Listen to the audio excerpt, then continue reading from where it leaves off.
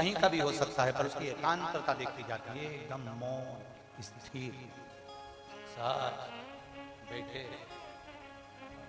जहां केवल शिव के सिवा कुछ भी नहीं, शंकर के सिवा कुछ नहीं। जो आया वो गुफा के चक्कर में घुस गया, जिसको शंकर से मिलना था वो डायरेक्ट पहुंच गया, उसे गुफा से मतलब ही नहीं रहा, उसे तो एकांतेश्वर से मतलब था। पहुंचा, बैठा, जल चढ़ाया, स्पर्श किया और चल बाबा से अपने दिल की बात,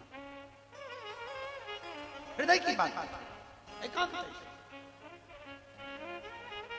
सप्त नदियों का जल रखकर सप्त बेलपत्र के ऊपर, सप्त नदियों का जल, एक बेलपत्र ली, उसके ऊपर एक कटोरी में, बाटकी में, एक पात्र में एक नदी का जल, दूसरी बेलपत्र ली, दूसरी कटोरी में फिर जल, फिर तीसरी में बाबा की आराधना कर कर, शिव से विनती कर कर, भगवान शंकर के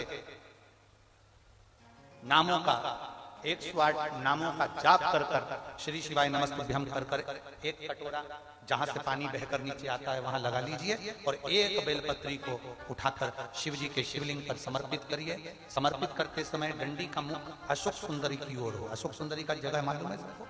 सबको मालूम है ना? अशोक सुंदरी की ओर मुख, अशोक सुंदरी फिर समझ गड़बड़ ना करिए। ये शिवलिंग जलाधारी, ये जल बह रहा है नीचे सामने से, स्थान गणेश जी का, कार्तिकेय जी का, बीच में एक मोटी सी लाइन होती है, वो अशोक सुंदरी का स्थान है। शिवलिंग ये जलाधारी माता पार्वती जी का हस्तकमल, शंकर जी के ऊपर जो जलधारी रखी रहती है ऊपर, जिसमें से एक बूंद नीचे गिरती है, वो शंकर भगवान की 5 लड़कियां, जया, विषहरा, शामली वाली, दौतली, देव। शंकर जी की 5 लड़कियां शिव जी के ऊपर एक एक बूंद पानी गिराती रहती हैं। शंकर भगवान की कुल कितनी लड़कियां हैं? 6। कितनी लड़कियां हैं? 6। 5 जया, विषहरा, शामली वाली, दौतली, देव। शंकर जी की 6 नंबर की लड़की है अशोक सुंदरी। जब हम प्रयोग करेंगे एकांतेश्वर महादेव का, ये बेलपत्र जो हमने समर्पित करी है, डंडी का मुख अशोक सुंदरी की ओर हो, डंडी का मुख। आप बैठे कहां पर हो जल चढ़ाते समय? शिव जी को जल कहां बैठकर चढ़ाया जाता है? जम के बोलो जरा।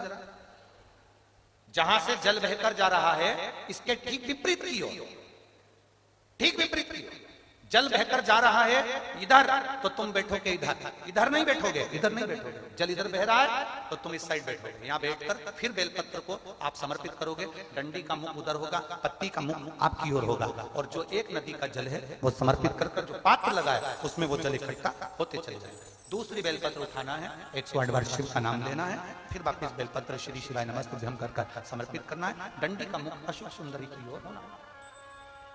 जब 6 बेलपत्र अशोक सुंदरी की ओर जाएगी, 7वें नंबर की जो बेलपत्र है उसका डंडी का मुख आपकी ओर होगा, और डंडी का मुख आपकी ओर होकर जल चढ़ाकर आप उस जल को झेल लेंगे।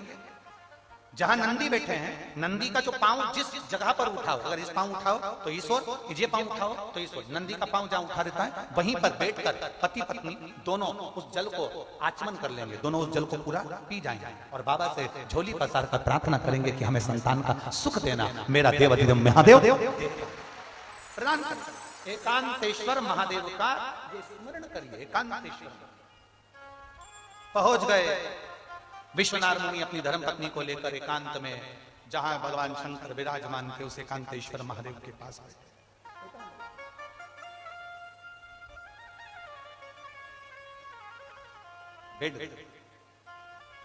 एकांतेश्वर महादेव के पास बैठकर आराधना करी, पूजन करी, सप्त नदियों का जल समर्पित कर आचमन करा, गर्भ ठहर गया। गर्भित हो गई ना, पुत्र आ गया, संतान आ गई।